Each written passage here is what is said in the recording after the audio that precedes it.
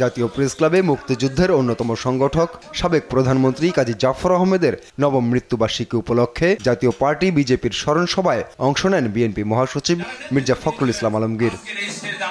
জানান, জাতির উদ্দেশ্যে দেয়া প্রধান উপদেষ্টার ভাষণে নির্বাচন ও রাষ্ট্র সংস্কারের বিষয়ে রোডম্যাপ আশা করেছিল বিএনপি।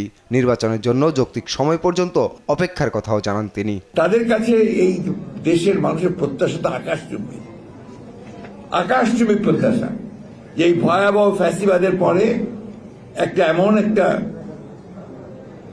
নির্বাচন তারা দেবেন যে নির্বাচনটা একেবারে অবাধ, সুষ্ঠু, অবাধ, নিরপেক্ষ হবে।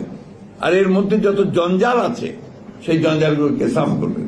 সচিবালয়ে আনসারদের গোলযোগের ঘটনাকে অশনি সংকেত উল্লেখ করে তিনি বলেন, পরাজিত শক্তি বিভিন্নভাবে ষড়যন্ত্রে লিপ্ত, তাদের প্রতিহতে জনগণকে সতর্ক থাকতে হবে।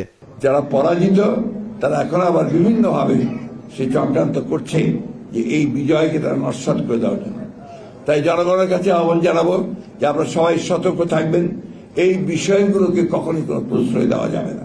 শিক্ষার্থীদের অযথা বল প্রয়োগ করে কাউকে পদত্যাগে বাধ্য না করার আহ্বানও জানান বিএনপি। এ সময় বিরোধী দলের নেতাকর্মীদের বিরুদ্ধে মিথ্যা মামলা প্রত্যাহারের দাবিও জানান তিনি। আপন অপু, দেশ টিভি, ঢাকা।